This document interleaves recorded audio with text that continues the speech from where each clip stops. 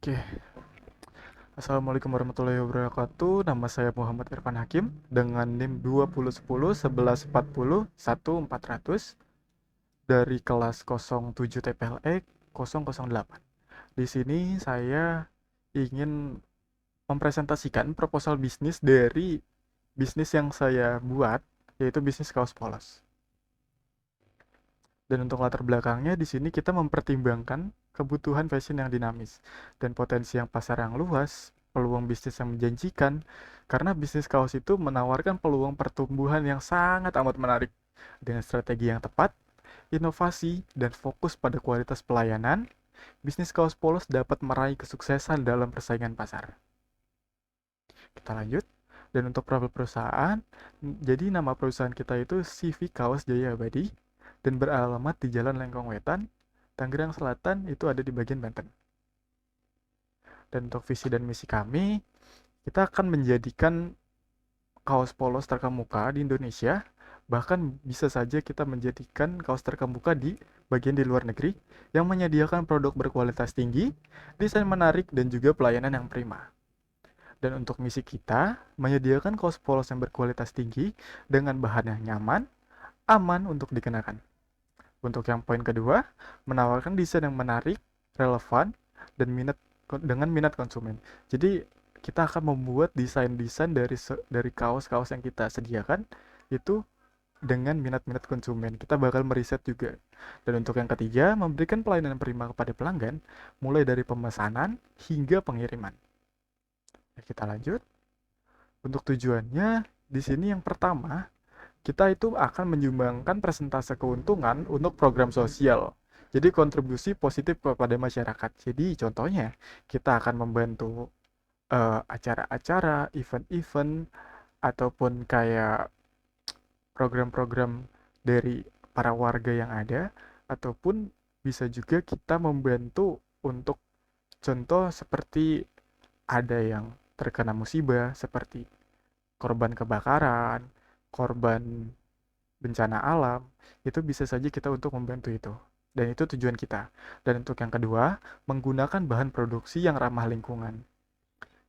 Dan untuk yang ketiga, di sini kita bekerja sama dengan pengrajin lokal untuk produksi. Kenapa kita menggunakan pengrajin lokal? Karena kita juga ingin menaikkan ekonomi dari para warga sekitar.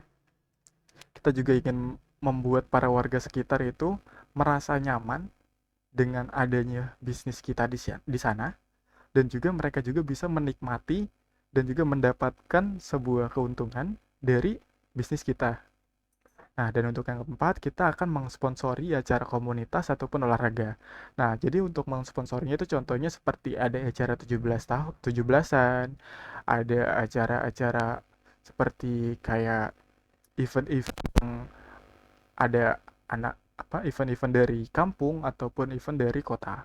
Itu kita akan membantu untuk mensupport dengan kita memberikan memberikan kaos kita ataupun memberikan bantuan-bantuan yang lainnya seperti di desain ataupun membantu desain untuk membantu desain kaos yang mereka inginkan, dan juga nanti mereka pasti akan ketika kita sudah memberikan bantuan kepada mereka, mereka juga akan berlari ke kita untuk membuat kaos tersebut.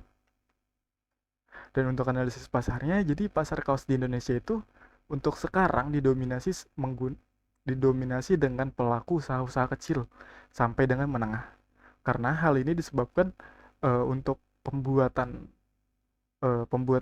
bisnis kaos ataupun kaos polos itu hanya dibutuhkan modal yang relatif terjangkau. Karena untuk bisnis kaos polos tidak terlalu membutuhkan lahan yang luas sehingga dapat dijalankan di bagian di rumah ataupun di tempat-tempat yang kecil. Bahkan kita juga bisa uh, mempromosikannya ataupun menjualkannya di pinggir jalan menggunakan mobil ataupun menggunakan stand. Tapi kita juga harus memiliki izin untuk ke tempat-tempat seperti itu. Nah, dan untuk segmentasi pasar kaos di Indonesia itu luas sekali. Mulai dari anak-anak, remaja, dewasa, hingga orang tua. Jadi kaos polos juga dapat disegmentasikan berdasarkan jenis kelamin, ukuran, warna, dan juga desain. dan kita bisa mencocokkan dari segala macam poin-poin yang sudah saya jelaskan tersebut, seperti ketika ada untuk dari warnanya, kita bisa mengikuti dari ukuran bajunya, ataupun kesukaan dari warna mereka, dan juga dari desain-desain mereka. Kita lanjutnya, dan di sini kita mulai langsung ke bagian bisnis model kanvasnya. Di sini untuk key partner kita, pasti yang pertama itu pemasok bahan kaosnya. Jadi kita mencari pemasok bahan kaos polos yang berkualitas tinggi. Dan juga kita memilih jasa pengiriman yang dapat mengirimkan kaos polos kita tuh ke seluruh Indonesia. Bahkan ketika nanti bisnis kita sudah berjalan, kita juga akan mencari jasa pengiriman yang bisa membantu kita untuk mengirimkan keluar Indonesia. Nah, dan untuk key activities-nya di sini kita mencari pengembangan desain. Jadi pengembangan desain kaos polos tuh yang sesuai dengan tren. Jadi kita akan mencari desainer-desainer, kita akan mempekerjakan desainer-desainer, dan kalau bisa pun kita akan menggunakan desainer dari warga lokal agar tetapi harus mengikuti kriteria yang bisa mengikuti dengan tren, dan juga perkembangan perkembangan saat ini yang bisa dibilang sangat amat pesat. Dan juga untuk di yang poin keduanya itu ada di bagian produksi kaos polos dengan kualitas yang terjamin dan memiliki baik kualitas yang baik dan juga harga yang murah.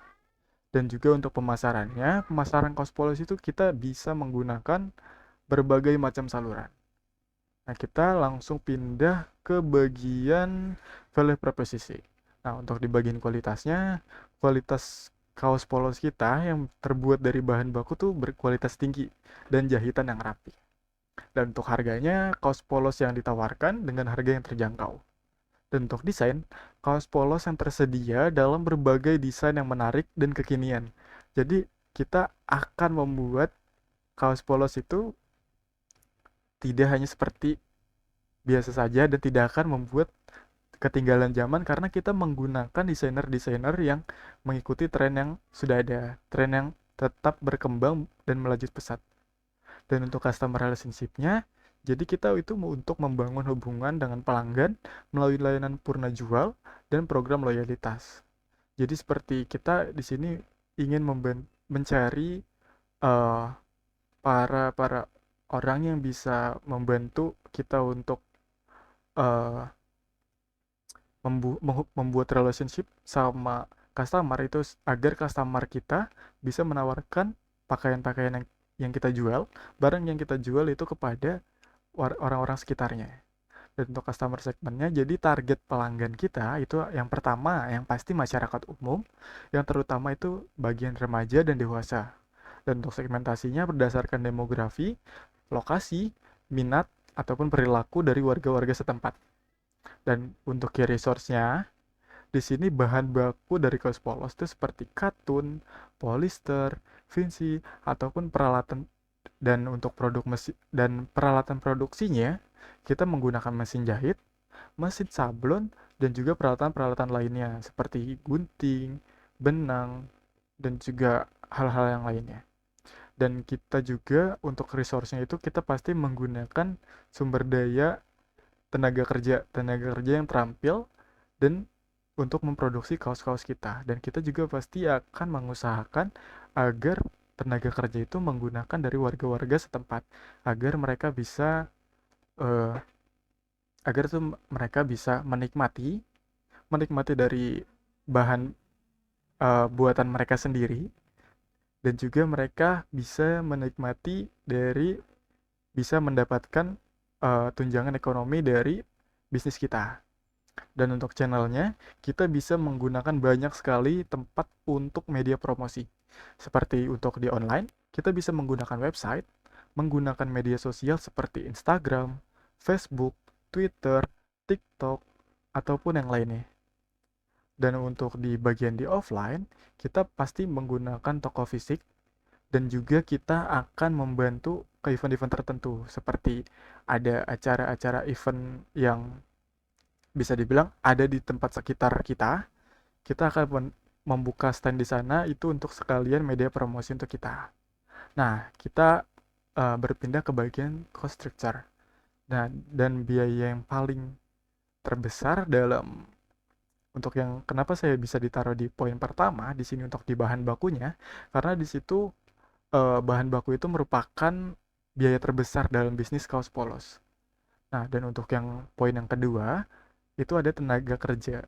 Tenaga kerja juga merupakan biaya yang sangat amat penting untuk kita pikirkan karena kita melibatkan orang-orang lain untuk bekerja dengan kita dan juga kita menggunakan jasa mereka untuk membantu kita menjalankan bisnis kita.